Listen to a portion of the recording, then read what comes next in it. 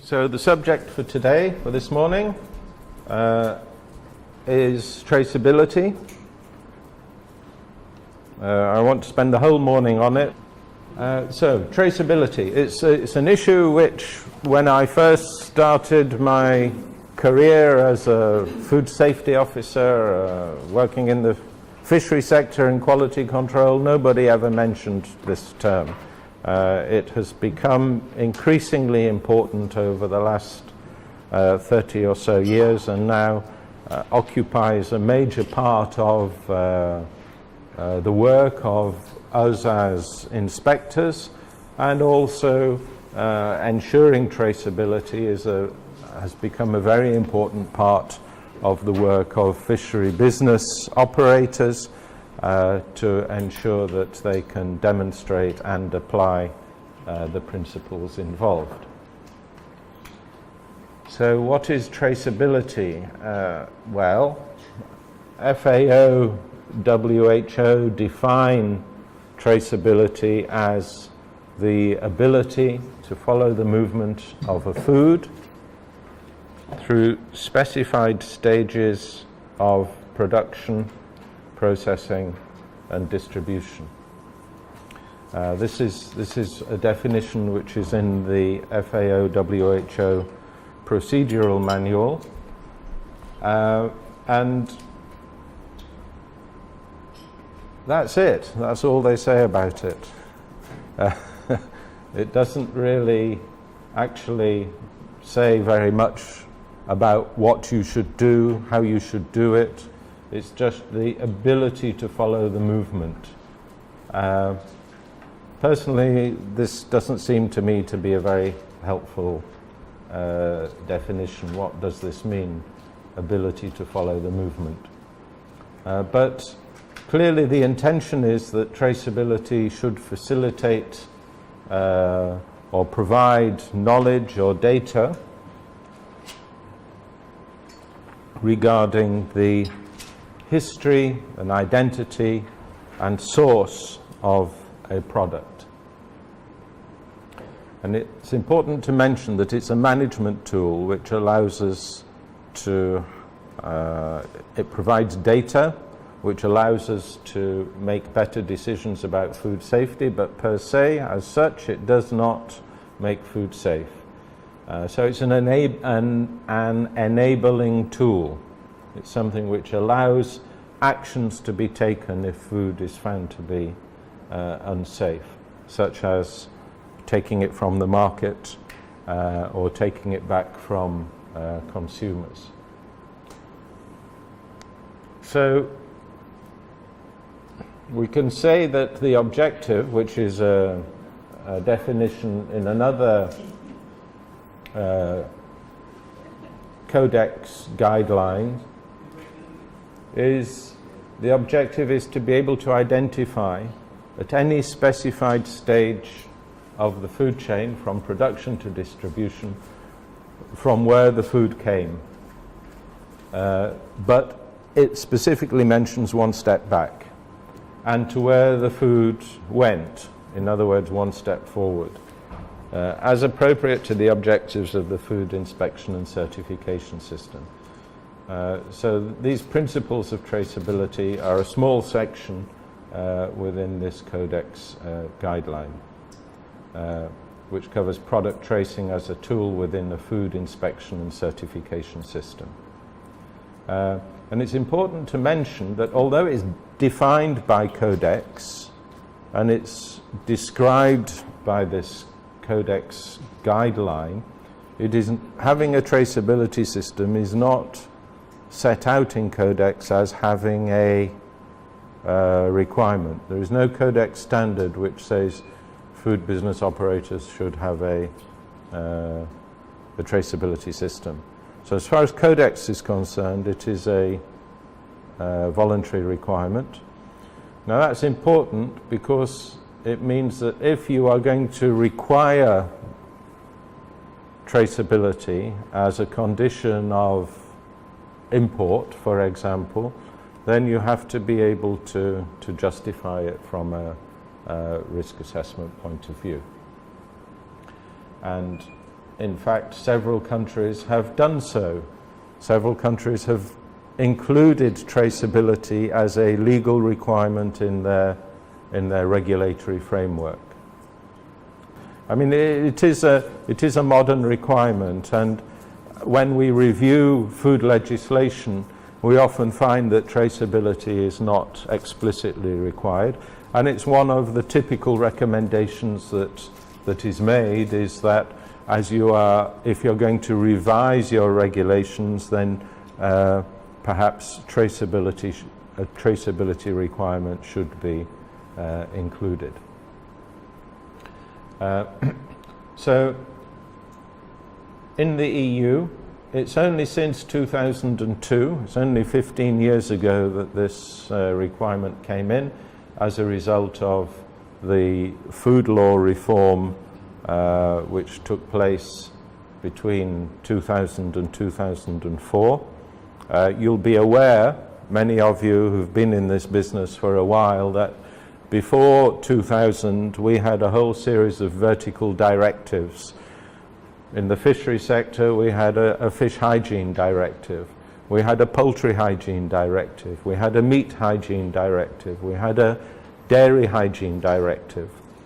And there were two things wrong with these pieces of legislation in the EU. One is that they were directives and not regulations, and the difference is important in EU law because a directive is an instruction from the European Union to a member state to pass legislation which has a certain effect. So then it's up to the member state to read the directive and write their own legislation. So it's a little bit removed from a regulation, and a regulation is something which is passed by the EU which has direct application as a law within the member state countries. So regulations have a much more powerful and direct effect than directives. That was one thing that was wrong with the old system. And the other thing was, as you can see, we had silo systems. We had a system for fish, we had a system for dairy, a system for poultry, and these were not necessarily harmonized between them. So one of the consequences of a few major food safety problems which arose during the 1990s in the EU, notably things like mad cow disease, contamination of vegetable oils with dioxins, and several other incidents, was a major reform of food safety. And there was a white paper published in 2000, and this led then to the adoption of this regulation 178/2002, laying down the general principles and requirements of food law. And then this was followed in 2004 by what we call the food hygiene package. And these will be the regulations which you're all familiar with: 852, 853, 854, 2004, and 882 on official controls. But this is one which doesn't perhaps directly concern countries which are exporting, because it really just sets the framework for the EU. But the reason why I'm mentioning it is that it is a very useful piece of legislation. It's a great piece of food law which has a lot of examples and models which could be applicable in other countries. And when we, for example, as a company, are asked as consultants to go and advise or help different countries prepare or revise their food safety legislation, this is the source document which we use for reference. But this Regulation 178, because many of the food safety problems, such as mad cow disease, such as dioxin, they were studied as cases, and it was realized that in both of those cases, which were major food safety issues, what was missing was traceability. That sometimes it was not possible to identify the source of the food which caused the food safety problem. That they could, identify that a piece of meat came from one particular butcher, and maybe that butcher could say, yes, it came from this distributor. But the distributor was not able to say which slaughterhouse it came from or identify which herd of cows that meat came from. So we saw that there were failures in identifying the sources of food safety problems linked to lack of knowledge about the origin. And this was what led to the introduction of a requirement for traceability in EU food law. And so we see in this regulation a requirement, a definition of traceability and a requirement of traceability applied to food business operators. And that requirement is expressed thus: food, feed, food-producing animals, and any other substance intended to be or expected to be incorporated into a food or feed shall be established, traceability shall be established at all stages of production, processing and distribution. So that is where the requirement for traceability in the EU comes, and because there is a requirement also in this regulation that when a third country from outside the EU is supplying the EU market with food, the conditions, this is what Regulation 178 says, it says the conditions applied to that supply shall be at least equivalent to those set out in European Union legislation. So this means that requirements such as traceability become applicable in supplies to the EU market. Okay, so we have a requirement there which pops up immediately, which impacts on you as inspectors certifying products which are going to the EU market, and impacts on the business operators which you're responsible for to meet the specific EU food safety conditions set out in this regulation. Interestingly enough, there are other conditions elsewhere in EU law which also set out a traceability requirement. So when we look at the Regulation 853 and the regulations about control of bivalve mollusks, as we have discussed, it's important to be able to monitor the conditions in the production areas, the microbiological conditions, the marine biotoxins, and clearly if that is the location in the supply chain where you are going to focus the controls, then you need to have some data which links a product on the market to its origin. And therefore there is a specific requirement in EU law for traceability of these bivalve mollusks and tunicates and gastropods, etc. And then interestingly then we have another requirement which came up in 2008, which is with regard to illegal, unregulated and unrecorded fishing, IUU fishing, whereby another EU measure,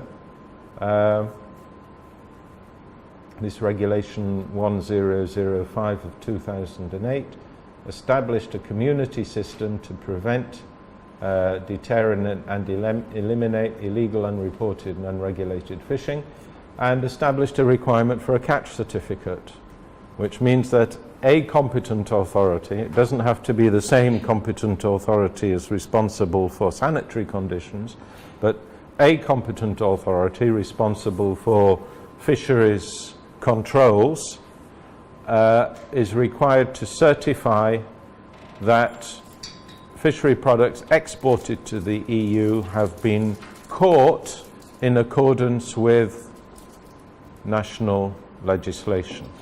So that means that there has to be a mechanism for identifying the origin of any batch of fishery products which is exported, which means that the vessel of origin must be known, because legality of catching goes back to things like, is the vessel licensed?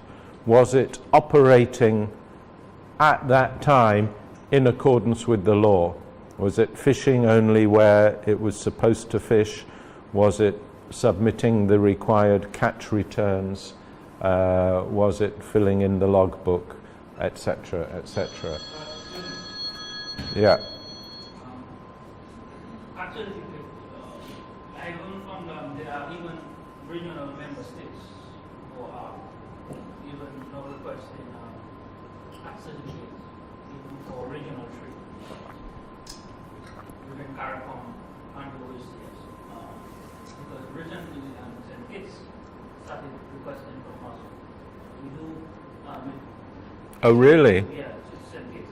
But I mean, I'm so familiar with it, so I got this number of where of the reason behind it, because St. Kitts now I think is trying to get in line with EU and get EU certification. So as part of the demand from the EU, maybe they are trying to demonstrate that they are doing good practice and also requesting it from other member states. But I found at first, the very first, I found it was extremely strange that a fellow member state was requesting a catch certificate for a regional product. But since then, I've come to understand maybe the reasoning behind it. Well, it is a sovereign right of any country to decide that it doesn't want illegally caught fish to be imported, and to put in measures for that. So that's something that's for the government of any particular country to decide.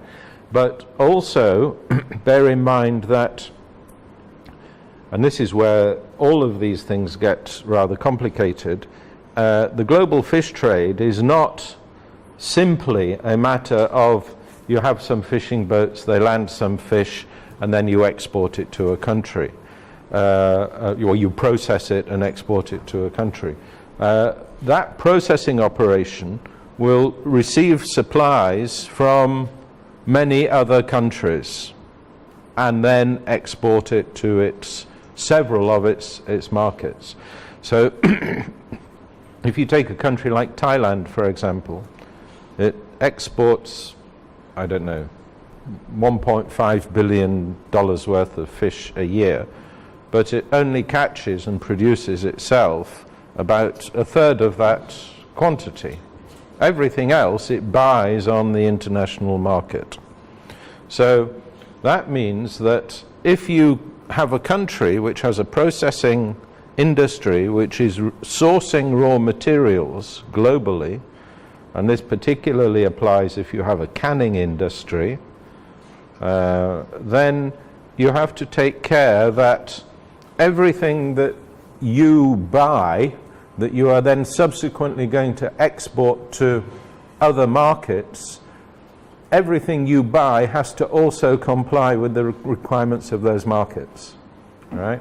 So that means if, for example, you have a tuna cannery operation in your country, you may have some of your nationally flagged vessels which are landing material into that cannery. You may also have some foreign flagged vessels which are landing material directly into that cannery. But they are not subject to your sanitary control or subject to your IUU controls. It is the flag state that is responsible for the IUU controls, and it is the flag state which is responsible for the sanitary controls. So you have to have some relationship between the sanitary and fisheries authorities of the port state and the sanitary and fishery authorities of the flag state, so that you may request, or you may, when that foreign vessel lands fish, you would then expect it to bring a certificate from its flag state fisheries authority to say that the IUU conditions had been met. It gets even more complicated because it's not just a matter of vessels landing. You may buy fish elsewhere, for example, on the other side of the world, where fish is landed by a vessel which is not flagged to your state. It's put into a cold store, goes into a container, and is then shipped to you. And the documentation for that catch, in terms of sanitary and IUU conditions, has to move with the fish to you, and then that is documentary evidence which you use to be able to consign the fish to, in this case, the EU market. This is what the EU is then saying. If you flag a vessel, you're responsible for what that does, and you must have a link between your fisheries legislation and your registry, because very often these vessels, they operate globally, they don't give any catch data, that you don't know where they are, they're not reporting, all of these things, and these are conditions in which illegal fishing can be readily practiced because there are no controls. And I mean, this is also quite interesting because St. Kitts and Nevis doesn't have access to the EU market. Is that correct? Yeah. So although, you know, if you get the red card, it has certain implications for you for trade, one of which is that you cannot export to the EU. However, you may say, well, what's the point of applying this system to countries which are not able to supply the EU because they haven't yet met the sanitary conditions? However, there are actually certain sanctions which apply as well, which is, for example, those vessels may not use EU fishing ports, for example. So if the beneficial owner of that vessel is a European company, it means they can't enter EU ports. So there are other ways in which those sanctions can apply. Okay, so yeah, regulation, the IUU regulation has given a boost in a way to the need for traceability systems in the fishery sector. It's made fishery business operators all around the world sit up and pay much more attention to putting in these traceability requirements. Then we have voluntary schemes, which also have traceability requirements. So if a business operator wants to get their products certified, it means that they can, when it's sold to the final consumer, there can be a stamp on the pack to say these products have been produced in accordance with a certain set of standards. So things like Global GAP, good agricultural practices, have a standard for aquaculture. Similarly, we have things like the Marine Stewardship Council and the Aquaculture Stewardship Council, which certify the sustainability of capture and aquaculture production systems, and it allows the operator to put a logo on the pack to say, to inform consumers that this product has been produced in accordance with our standard.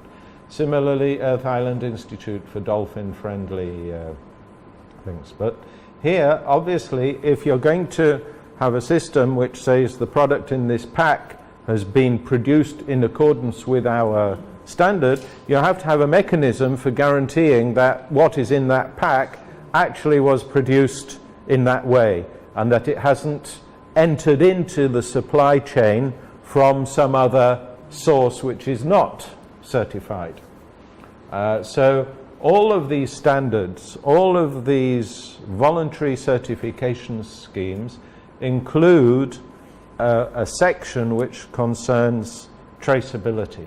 They call it chain of custody, but it's the same thing. It means that you're able to identify at each stage who was responsible for that and document transfers of ownership along the supply chain. In the context of, well, we have a CAT certification program at here, mainly for focusing on the export sector. And when you're looking at the possibility of actually making water across the board, this has always been the actual nature of the fisheries doesn't lend to that type of activity. You have a lot of small retailers. You also have fishers who sell directly to the consumer. So identify who each person that you sell to, in which you have basically a cash economy. You give me your money, I give you the fish. Yeah. It's extremely difficult. It is. And I think we have to be realistic. There has to be, some kind of condition or criteria for a CAT certification program. If you sell X, if you wholesale this amount, something along those lines, because it's ridiculous to actually try and transfer that. When somebody comes into a landing site, everybody goes to the boat. Well, if it is I agree. I mean, they are not easy to set up, especially when you have lots of small-scale operators working informally. If it's a voluntary scheme, they have to want to do it collectively and to want to change the way in which they do business in order to get that certification. So voluntary certification, it's from, it comes from inside them. If it's a regulatory requirement, again, as we were saying the other day, you can't just come in and dump these tough regulations on these kind of small-scale sectors. You have to introduce these things in a way which is, as far as possible, takes into account their capacity to comply. We'll talk a little bit about this, but yes, you're right. It does require changes in business practices, such as documenting sales, for example, documenting transfers of product. You have to have that if you want to have any kind of traceability system.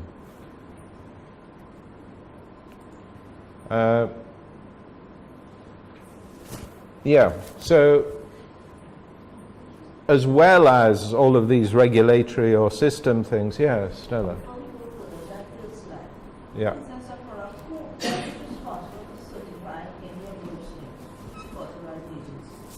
Okay, these are essentially private standards. We call them private standards. They're outside of government and regulatory systems. And all of these bodies, these are essentially, they're either NGOs or they are companies, right? And they own the standard. They develop and own the standard, which is a document. And you can read these documents on their websites. And then what they do is they have conditions so that other private sector businesses can certify according to their standard. So, for example, Megapeshka, if we wanted, we don't, but if we wanted, we could become a certifying body for the Aquaculture Stewardship Council. And we would have to comply with certain conditions in terms of our technical capacities and business systems and documented procedures and things like this. And providing that we can do that, we are then allowed to go and market our services to aquaculture operators and say, hey, do you want to be certified by ASC? We can do that for you, you know, and we then do the audits and the inspections and advise and help them to ultimately comply, and we can issue the certification. But that's you know, that is the kind of commercial infrastructure which surrounds these certifications. And it is quite big business, because what has happened now is around the world, supermarket chains have started saying to their suppliers, we want you to be certified for Global GAP, for example. So now it's very difficult to get your product into a UK supermarket or a European supermarket if you don't have Global GAP certification. That's not a regulatory issue, it's purely a commercial thing. It's part of the contract between the supermarket and their supplier. In the past, I've done some consultancy work with respect to our marine stewardship council. And when I sit down and think about it, particularly when it comes to small scale fisheries, I don't think the approach is appropriate. Mm-hmm. Right. I find it places a heavy burden on them. They say, well, if you get certified, you can get a better premium for your product. But at the same time, a lot of times, it doesn't trickle down to the fishermen. Mm-hmm. It seems like you're just developing another service sector. That's where the money stays, because you have to be constantly going back. There's all those things that you have to be constantly actually doing. I know Bahamas in some cases, they're actually looking to get their lobster fisheries certified.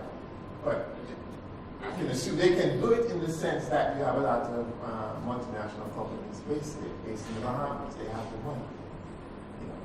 You know, the association is pretty strong, but I can't see that actually working for a lot of small scale fisheries. Yeah. In developing countries. Well, there are, on the other hand, there are many which have achieved certification. You know, many small-scale fisheries around the world have been able to do so.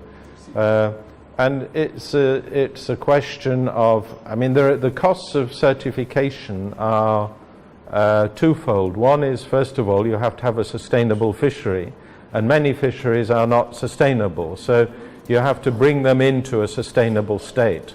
That might mean, you know, reducing the number of vessels or putting on catch controls and all sorts of things like that. So, you know, there are costs and difficulties and costs associated with that. And then even if you do have a sustainable fishery, then you need a well-organized sector with strong sectoral organizations, particularly if it's small-scale fisheries, because there they have to work as a group. So then you have to mobilize that kind of sectoral organization, and then you have to find a way to pay for it. And as you say, sometimes the premium doesn't justify, or it doesn't get to where the additional costs are. So yeah, it's not suitable for many fisheries, and many people look at it and say, no way. But others do find it a useful business tool. But whether we like it or not, they're here, and they require traceability systems to be in place. So also, just from the point of view of our work as food safety inspectors in the fishery sector or any other sector, traceability is an essential tool for identifying the sources of food safety problems. we use it for incident management. So when we receive that call, hopefully from the Ministry of Health, to say we have an outbreak of some foodborne illnesses amongst a group of consumers, and we suspect that the food which is implicated is a fishery product. Could you come and advise us on what's required? And therefore, of course, you start to trace that item of food back through the supply chain to try and identify where it came from, and hopefully remove any similar products from the market. We also need it when we are following up the results of residue monitoring programs, because you remember yesterday we were talking about monitoring as a tool to tell us whether or not the food safety control system was working effectively. So if you find a situation in which your residue monitoring results indicate a non-compliant product, it's not enough just to say, oh, the product was non-compliant, something's gone wrong. You need to know what went wrong and why and how, and understand it to be able to complete that feedback loop and modify your control system. So in a monitoring situation where you may be taking samples from the market, or you may be doing a residue monitoring for aquaculture products, if you find something which is has a residue or a food safety hazard above the limit which you're applying, then you need to follow that back through the supply chain and find out why. What went wrong? Was it a one-off random event, or is there a systemic failure somewhere which needs to be corrected? And that is therefore another reason for traceability, so that we can use the data generated by our monitoring activities to maximum effect. Okay. So follow-up of results from residue monitoring. And essentially risk management in the application of our farm-to-fork controls. We need to be able to identify where in the supply chain we should be focusing our controls. And therefore we need to have traceability to be able to say, well, it's this level, it's either farm level or processor or distributor where the problems are most evident. And that is then where you focus your control activities. So this one up, one down concept of traceability, which is the common one which is expressed in EU legislation and in most traceability systems, it places a requirement on a food business operator essentially to be able to identify food which is received and identify the origin, then to identify where product is sent to the next stage in the supply chain, and also to keep information, to gather information and keep that and store it so that it can be applied on demand. And the idea is that every operator in the supply chain is responsible for that part of the supply chain, where product came from, where it was sent, and to be able to store that information. And essentially also, don't forget, to track what happens between receiving product and consigning it. There is no requirement expressed in EU law or anywhere else for full chain traceability. In other words, what we might call an open traceability system, whereby every operator in the supply chain can identify every other operator.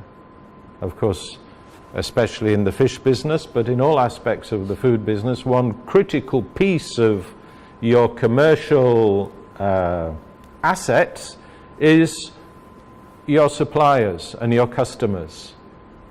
These are pieces of information which, as food business operators, we don't really want to share with the competition, because where we buy our fish and to whom we sell it is something that really sets our business apart from the others. That's where our competitive advantage is. So that's why legal requirements focus only on this one up and one down system. So this looks like this in terms of a diagram. If this is your operator, you should be able to you should be able to identify from whom you received the raw materials into your operation. So you get your raw materials or products from a supplier, that's your one step down. In your operation you have some storage, transport, processing operations, some transformation perhaps, and you have to keep that data so that when you consign your products to your customer, you're one step up, you can link this raw material to that product, okay, even though you have done something with it in the meanwhile. Okay, so it's not just a question of saying, on this day we received products from these people, and on the same day we sold products to those people.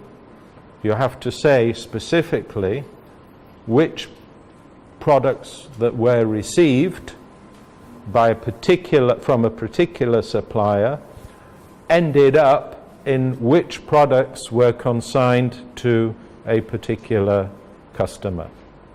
Because within your organization there is also a pathway which those products followed in terms of these storage, transport, processing operations. Now, in that pathway you may have some other operations whereby products are mixed together, or batches which are received from a particular source of supply are divided and go into different products or different customers. So you have to also record those events. So even a one up and one down traceability is quite complicated in terms of ensuring that you are able to record precisely these combinations and these divisions of product. And the idea is that if you can, as required, record all of that data, then when there is a food safety incident and an inspector comes down, then the inspector would typically say, oh, we have a pack of fish here which was from your establishment.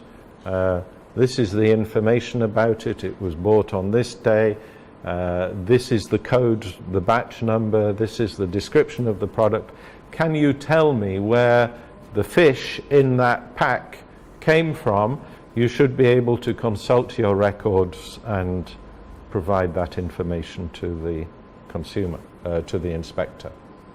But the important thing is that whether it's groups of suppliers or individual suppliers, as far as possible you should try to retain the integrity of the data so that you can make information on demand to food safety authorities. So there is no requirement to provide all the data to competent authorities on a routine basis. There's no requirement for the competent authorities to have that data. We have seen in some situations that competent authorities have tried to require every single transaction not only to be recorded but to be transmitted to them. But this, of course, is a very impractical solution. The volume of data is too much. So the point is that that data is collected and it is retained by the business operator.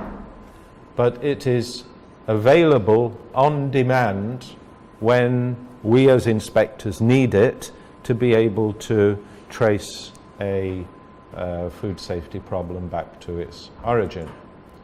So how does this work, and why does this give us such a powerful tool in terms of food safety management? Well, if we have a raw material supplier and that supplier puts product into a supply chain, a processor, exporter, importer, wholesaler, and ultimately to a caterer. If here there is a food safety concern, incident, which is caused by a failure of a food safety system at the level of this supplier, what can we do? Well, we can trace back. Because there is traceability at each level of the supply chain, the caterer says, oh, I got the product from this wholesaler. Wholesaler says, we got it from the importer. Importer says, we got it from that factory in the exporting country. That exporter says, well, we got it from this processor, and the processor says, well, it was from this fishing vessel. All right? So we can go back to the fishing vessel or to the supplier and determine what the food safety failure was. And that's great, because at that level we can correct what caused the food safety failure. However, there are other things that are of concern, because that raw material supplier may have, in the meanwhile, have been supplying other supply chains with products which were similarly affected with that food safety problem.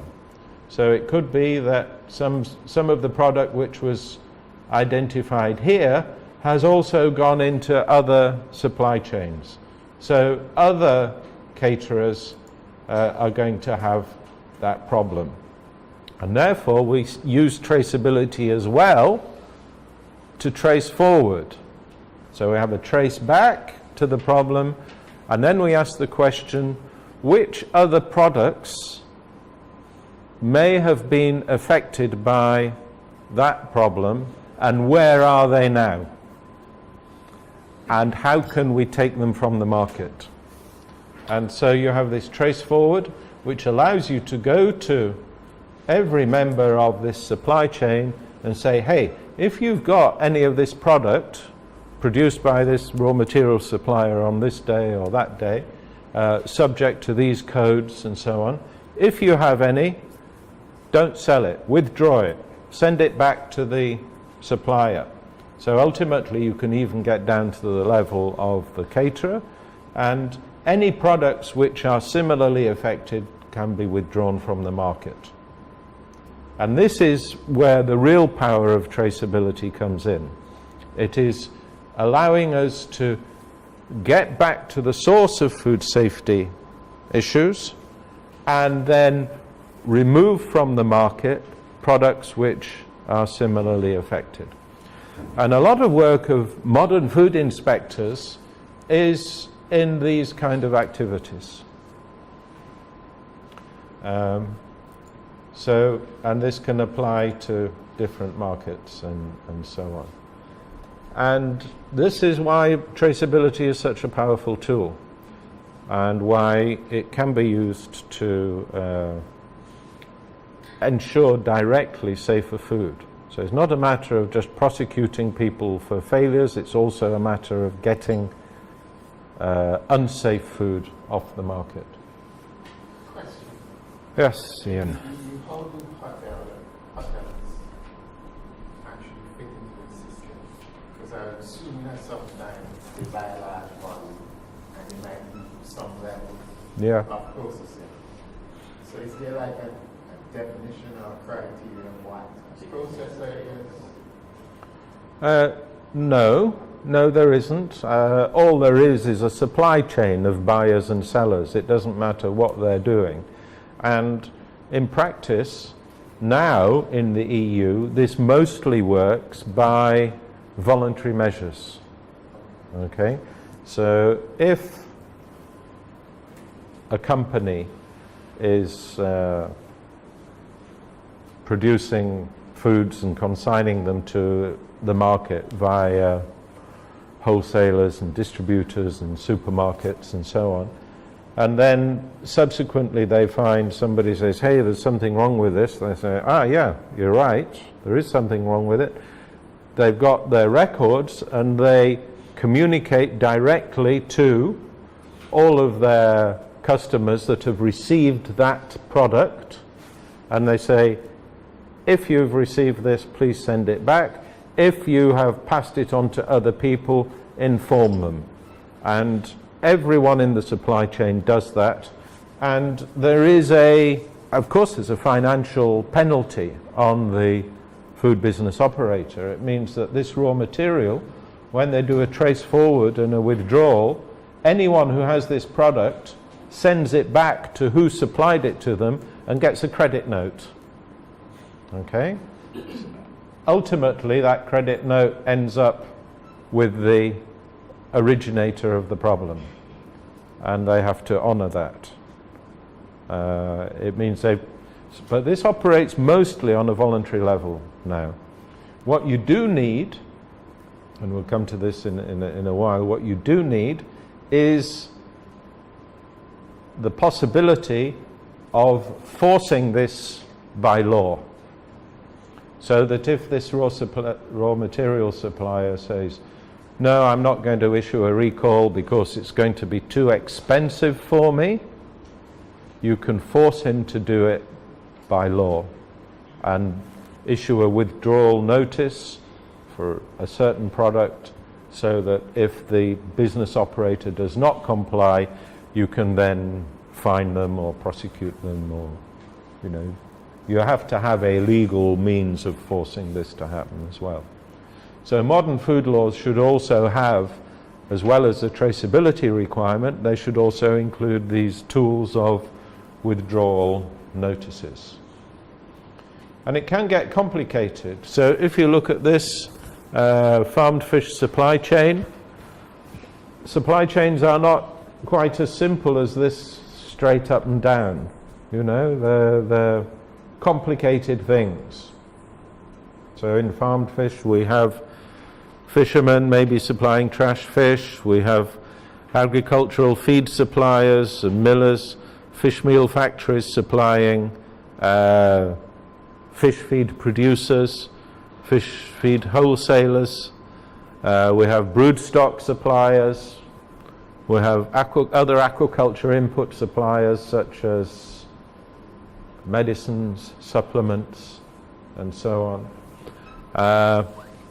Then even on the farms, you have broodstock, hatcheries, nursery farms, grow-out, processors, all the way up to retail or exporter level. So there is a complex supply chain.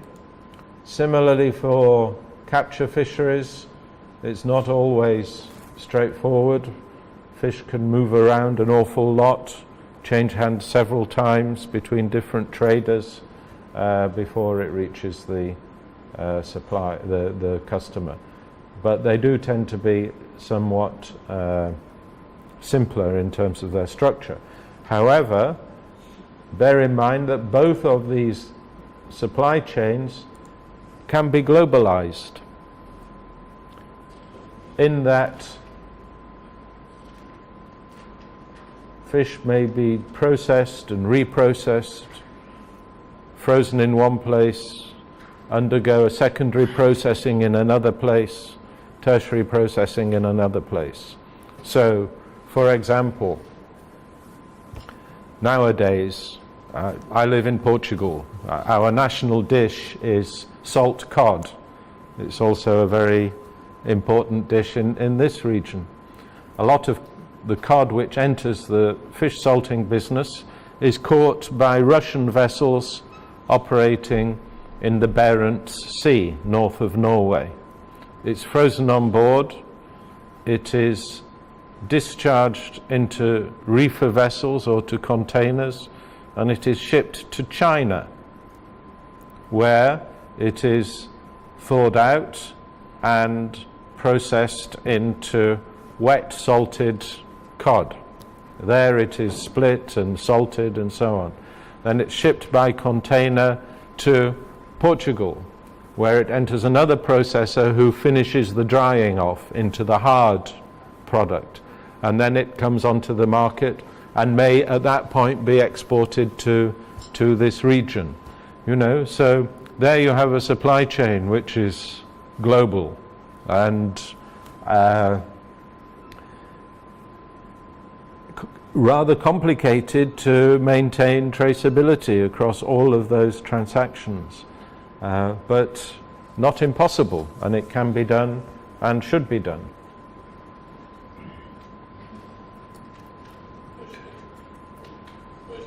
Yes, please. How is it done? I was saying, how is it done? How is it done? Well, simply by... For example, the park in China, how is that? Yeah. Well, they receive I mean, this is also, if it's coming onto the EU market, it has to come with the IUU certificate, as well as maintaining the sanitary traceability. So the records, the documentation at each transaction allows the operator to be able to identify who supplied that consignment of fish, and it could be that certain you know, if you have a container of fish, it could contain fish from several vessels, for example, frozen at sea. But there should be sufficient data marked on the boxes and the documentation for the owner of that container of fish to be able to identify the origin. And that should be done at each stage of the process. My further question is, does the regulator do periodic, do they themselves do traceability to ensure that those documentation, the processes actually did occur? Yeah, that is something we'll come to, but one of the things we do now as inspectors is we should be checking on the traceability systems of the business operators we are authorizing, and challenging their traceability system to demonstrate that they can identify their suppliers. And if they cannot, this is why you need a traceability requirement in your legislation, you see, because then if they cannot demonstrate that they can show who their suppliers are, you can take action to require them to do so. What we don't do is that whole chain traceability. I mean, that's quite difficult because there are jurisdictional issues, because in that supply chain I've just described, the trawler is a Russian flagged vessel, and there its traceability is subject to the requirements of the Russian competent authority. When it's consigned to China, then and being processed in a Chinese factory, that is the responsibility of the Chinese competent authority, and so on. So the hope is that all competent authorities do their job effectively and ensure that business operators working under their jurisdiction have in place these requirements. That's the theory. That's the theory. Yeah, the reality is sometimes very difficult and as food safety incidents constantly show, these systems break down. The latest one was the melamine in the milk, in the dairy powders from China. At the end of the day, it was very difficult to identify which factories, which dairy herds, which milk powder producers were actually the culprits of this, because it all got mixed up and nobody could actually identify the origin of the problem. We did a lot of work in Pakistan, and Pakistan was delisted for many, many years between, I think, 2005 and 2014-15. And the reason for the delisting was that whilst there were a few vessels which were inspected, and there was a part of the landing site which was up to EU standards, the processors were just buying fish from all over the place and packing it and consigning it to the EU without any guarantees that the vessels and the landing stages were subject to any form of controls. And DG Sante just said, well, you know, if you can't guarantee it, then you know, forget it, and put them on the list. And what we had to do to get them back on the list was define a very restricted supply chain. So there were then, I don't know, 50 vessels which were identified as authorized to supply the EU. They could only land in one place, and that there were only, I think in the end we had just 2 processors which were authorized to buy those from that one place and process them in a special processing line. And we could see at every stage that the landing records, the catch records corresponded to the landing records corresponded to what went into the factories, which corresponded to what was consigned to the EU. So we kind of had an EU channel, if you like, defined within the supply chain, which was isolated from the rest of the sector. And this was the only way that ultimately the Commission was willing to open access again to the market. So yeah, you have to take care that non-authorized product does not filter into your supply chain. Because the classic one is, when a country gets on the list, it's been forced to decide which processors can supply the EU and get approved and which are not. And there's always ones which are not approved. So what immediately happens is the ones which are not approved knock on the door of the ones which are approved and say, hey, will you market my product for me and I'll give you a couple of % of margin. You know, here's the product, these are the customers, just run it through your channel. And this is a very, very typical reaction, which I'm sure we've all seen as inspectors. And this is something which the EU is very aware that it happened. To have an effective traceability system, conversely, what things do we need to be looking for as inspectors when we are checking to see whether a traceability system is in place? The operator should have a list of suppliers. You must know who your suppliers are. They should be able to provide a list. Now, whether this is individual fishing vessels or whether it's groups of fishing vessels, or whether it's the landing sites where those vessels are operating, it's okay. You have to be practical about this. You cannot resolve all your traceability system down to individual units in some cases when they are very small and there are lots of them. But in some way they have to define their system of inputs. There is a need for a procedure when the raw material is received, so that there is a record kept when raw material is received of the supplier. Who is it coming from? And then if your supplier is providing you with any information, for example, that supplier's own batch code, you need to record that as well. And very often you would put your own coding system as well to be able to keep track of that through your process.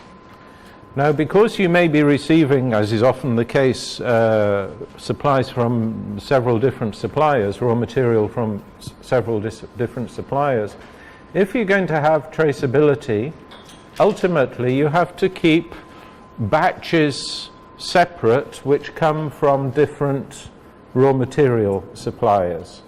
So you need some system for separating batches throughout the process flow to retain the integrity of the data which you receive at reception. So it's no good recording your suppliers and then mixing all the product together and not being able to link what is in a final product with what raw material came in. So you need to have some system within the establishment or within the warehouse or the cold store, whatever it is, to be able to link what comes in and what goes out. And the only way you can do that is by keeping things separate, not necessarily physically separate, but separate in terms of data attached to products throughout the process.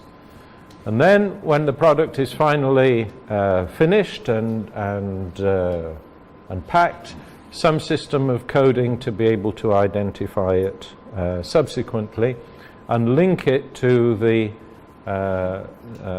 data which you have collected. And then to make a record of to whom that product with its associated codes is consigned. So you say these products with these codes were sent to this customer. And then surrounding all of this, you need to have a data system for recording in a coherent way and storing that data, but also for retrieving the data. And you may need to retrieve data in different ways. You may need to retrieve data relating to batch codes. You may need to retrieve data relating to products, relating to days or dates, or relating to a particular supplier or a particular customer. So you need a filing system which allows you to query that data according to different variables. So it has to be cross-referenced. And of course, putting this on a computer makes things so much easier to be able to do that, but it doesn't have to be an electronic system. It can be a paper-based system. But these are the key elements that you would be looking for to assess whether somebody has in place a traceability system. And if they have any of these elements missing, then you need to question whether they have an effective system in place. Dr. Is there any regulation that says how long you should keep your information for? Yeah, I put here minimum period. No, there isn't. This is not. It's not, in the EU there's no requirement. It doesn't say how long it should be kept for, but there is a. You have to relate this to the shelf life of the products you're dealing with. So if it's a long shelf life product, if it's a canned product, which could be around for many years, you have to keep the data for a commensurate period. If it's a fresh fish fillet, well, it's not going to be around for so long. You know, it's either going to go bad or be consumed. So you could perhaps keep it for less, 3 months or 6 months. Yeah, Ernie. What seems to be difficult, I guess, for smaller vessels as well in the region, I think it's on the, if I remember correctly, on the FDA regulations, especially in connection with toxins, seafood toxins. The catch, traceability for the catch, Mm-hmm. asks me to have catches with fishery catches separated depending on where you are harvesting from. In terms of mapping for various the DNS and those kind of toxins, they ask me for if you can separate the catches for traceability. Because if you don't do that, and perhaps you run the catch and you have a problem. Yeah. It therefore means that these are vessels that are going out for maybe a period of time. It therefore means everything you have most likely might be discarded, whereas a particular catch that was harvested in a particular area. So the areas are also mapped out, and they are asking for the coordinates of Wow. the catch coming from the Yeah, no, I get the point. And particularly with hazards that have these spatial limitations, like ciguatera or something like this. There's nothing you can do Yeah. to eliminate those hazards, but rather to Yeah. treat the Ideally, of course, that data would be available. But you know, it's actually rather difficult, especially if a small fisherman one day is fishing in one place, another day another place. You know, and a small fisherman will not be writing down his position on a daily basis. I mean, he will have certain favourite fishing spots, for sure, but yeah, it's quite difficult. If there is a specific problem, then it might be necessary to try to do something. Certainly larger vessels now are carrying satellite positioning systems, and it's not so much of a big deal. Yeah, Katrina. Plastic also goes in with the alcohols, goes in fresh product. I think that's in the air. Mm-hmm. And then in the frozen is 2 years. Okay. All right. And I mean, these things vary. The time which you keep the product, the data may vary. It's something which you just have to be sure that you cover the possible window when food safety incidents might be reported. Batch integrity is an important part of this system. The idea being that as far as possible, when a batch of fish is received by the business operator, that you try to keep that batch together as far as possible. So if you have a choice of using all of that fish from one batch within a single final product, well, you do so rather than dividing it between several batches. But of course we have to recognize that fishery business operators, food businesses, combine raw materials to make a final product, as well as dividing those raw materials between different products which they may be making. And this is a normal part of the operation of a food business. So you may receive a batch of fish, some of it goes into your filleting line to produce fillets, some of it might go according to quality or size criteria to another process, maybe for canning or for smoking or something like that.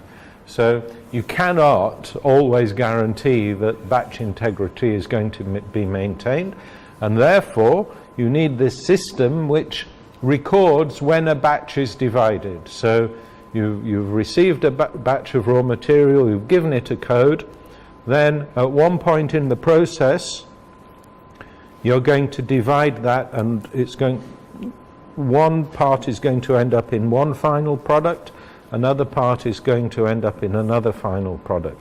Now, the codes on those final products must both link to that original raw material input supply. So recording these divisions of batches is important. In the same way, what you might do is combine fish from several batches within a single unit of final product. So you could have another source of raw material which is mixed in with one of those divided batches. So you end up with a final product code which has two or more raw material sources expressed within it.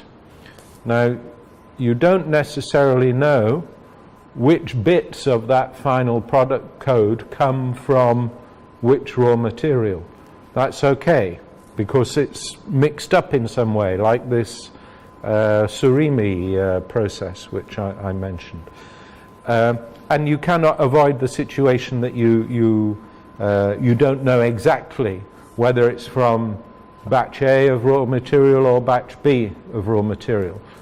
And that's okay as long as you keep the record that it's one or the other. So as far as possible, you retain the integrity of your batch data, but recognize that any changes in batch integrity, which are inevitable by separation or aggregation of batches, are in fact recorded. And as long as you record them, you are meeting the traceability requirements. Yeah. So data recording, as we said, keep records for a minimum period considering the shelf life. Data should be available on request of an authorized officer. It means as inspectors we have a right to ask about traceability, about where fish came from, about where it's going. And these are things which business operators should be getting used to. We need a system of recording, maybe on paper, recording transactions and batch integrity changes, or electronic data systems.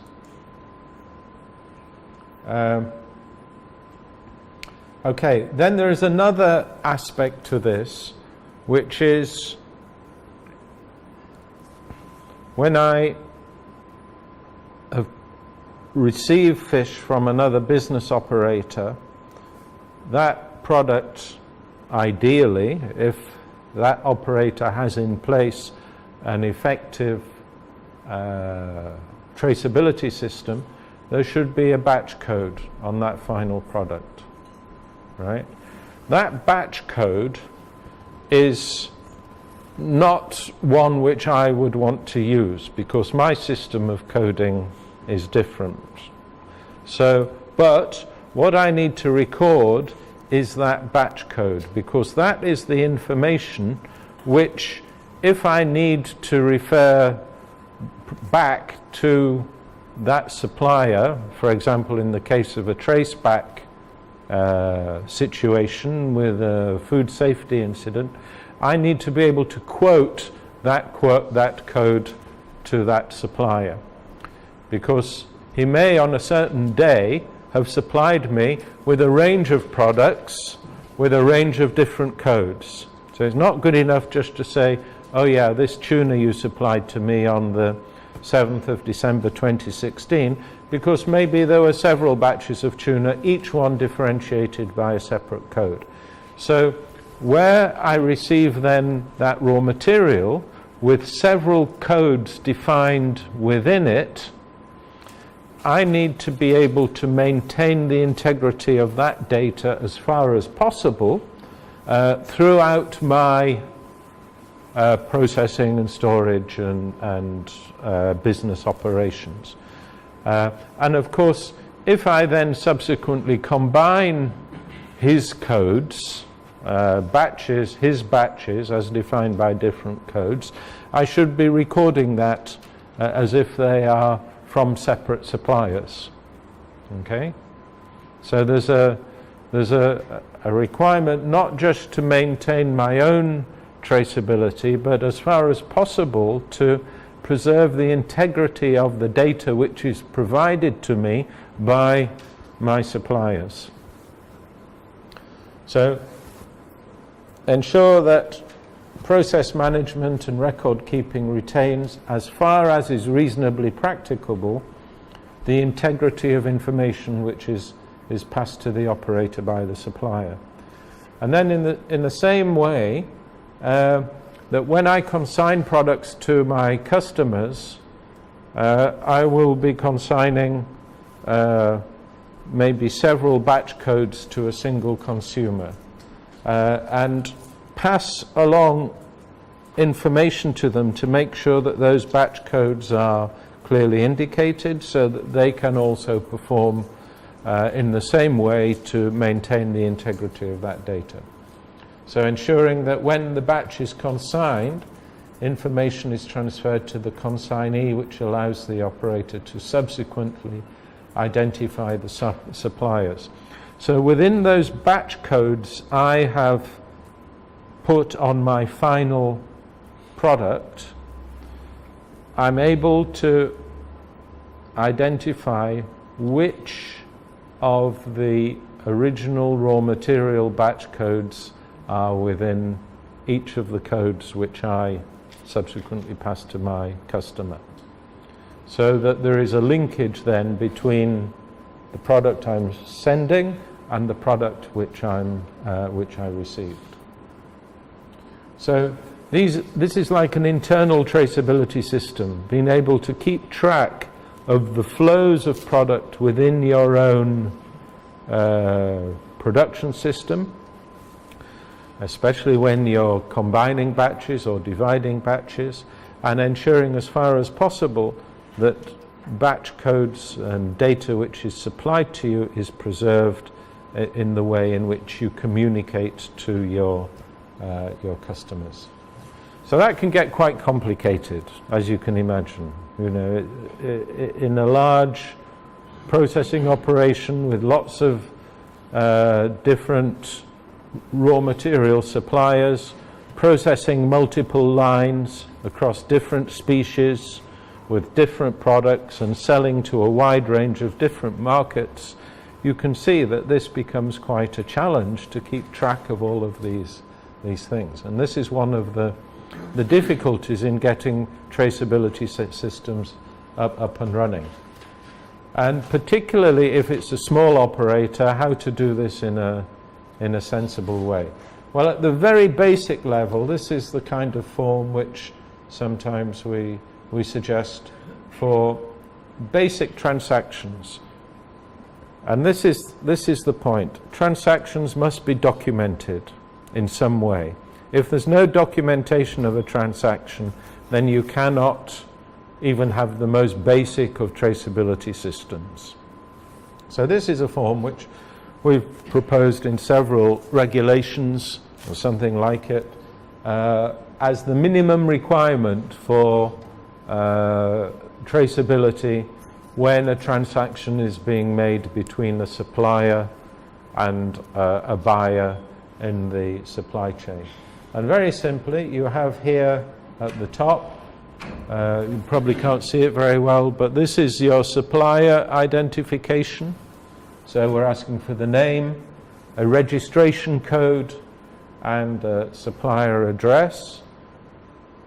Registration gets back to registration again. All of our fishery business operators should be registered in some way. So they have a registration code, name and address, a description of the products, in other words, something that identifies the batch, either a number or some other identification code, a description of what it is, and the quantity. Then similar information about the receiver, name, registration code, address, So this person has supplied these products to this person, and then they both sign and date it. It's like an invoice, but without the money side of things. If they are having a documented transaction and there is an invoice, the invoice will serve, because the invoice always has this information. Well, mostly it has. It may not have a batch number, but it should have. So an invoice will often do, but in the absence of an invoice, this would be the minimum you would require in order to be able to record the transaction. And the idea is that this is completed in duplicate, and one piece of paper sits with the supplier, one piece of paper sits with the receiver, and they have then both a record which meets the minimum requirements of the law in terms of traceability. It raises issues immediately in small-scale fisheries and small-scale traders of things like literacy and numeracy, because not everybody is able to write these things down. And this can be a barrier in some countries where you're trying to introduce this to small-scale traders. And certainly organisation of small business operators, encouraging fishers to come together in groups or traders to come together in groups surrounding landing sites, and having one person who deals with their admin and their traceability data so that they operate as a business unit for traceability purposes is one solution to addressing these kind of issues. Tried something similar along those lines, and then most of the major buyers were requesting a list of approved fishermen. Mm-hmm. We used to provide them with that list, but then we noticed this fraud started to creep in, because then they would actually use that information to actually provide them on that with respect to tax certification. Because we know our tax certification has to be a system data. So they would use vessels that are authorized, even though they are buying from unauthorized vessels. So we stopped that process and basically put the emphasis on them actually going through the process of requesting from the fish to see their license and things like that, as opposed to us providing those. Mm-hmm. So it's And that works? Yeah. It improves. Yeah. You know. These things never work perfectly, you know, because there's always at the edges bits of manipulation, people trying to do things they shouldn't. That's one thing. Plus, these are a pain in the backside sometimes, frankly, for business operators. They don't want to do it. It's a change in the way they do business. There's suspicion about if you write something down, government will come and tax you. You know, so sometimes these things don't work as well as they should do. And that's something that needs to be worked on over time. But, you know, at the end of the day, we are trying to make food safer. The other thing you can do is in these systems is take a risk-based approach. So if there are, as we've discussed just now, if there is an area where, or some islands which are potentially at risk of ciguatera, it might be much more important to have a traceability system in place for those products than in regions where it is not. Similarly, if you're dealing with things like bivalve mollusks or gastropod mollusks, which have these potential marine biotoxin issues, you might want to have a better traceability system on those business operators involved with those products. Or if they're dealing with histamine-producing species. So, you know, there are you can finesse these in a way where you make them more appropriate from a food safety point of view, and minimize the burdens that you place on the business operators. So then we have recall and withdrawal procedures. They're very similar. Withdrawal we define as the action of withdrawing product from the market when it has not reached the consumer. In other words, it's still in your commercial operations in the supply chain. So it's in the possession of business operators only. So maybe you've sold it to your importer and it's on the in a container on the high seas. It hasn't reached the consumers yet, in which case this is essentially a business-to-business process whereby you say to all of your customers, these products which we consign to you on these dates with these codes, well, either withdraw them and destroy them or send them back to us for reprocessing or whatever. In all cases, of course, there is a financial cost to the consignor, but this is preferable to the consequences of that product reaching the market. If it has reached the market, if consumers have already bought this, it is possible that they have bought it and not yet consumed it.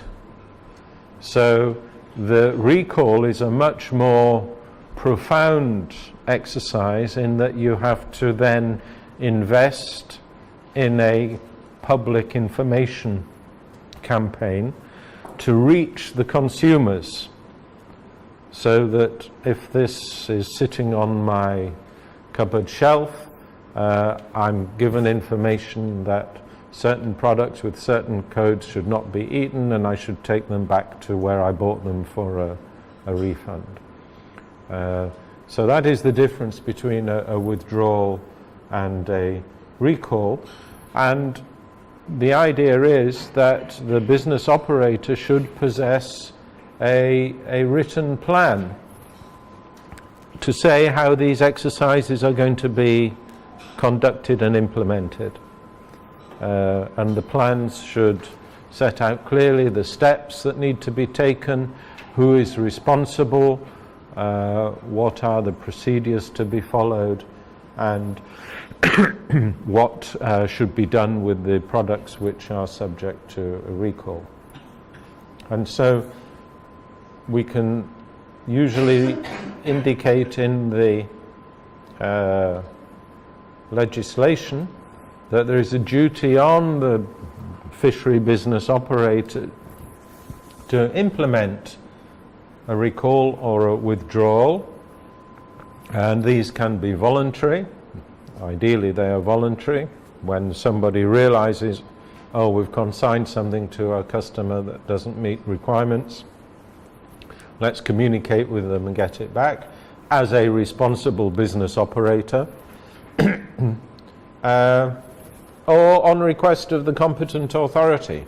In other words, if you as inspectors, as competent authorities, see something that is incorrect and the product has been consigned, you can either request or use your authorities, if you're given these powers in your legislation, to force a withdrawal or recall action. Of course, giving the reasons and scope of the procedure. So you have to be precise about that. And informal versus formal procedures. Yeah, there has to be ultimately a sanctionable procedure for requiring withdrawal from these from the market.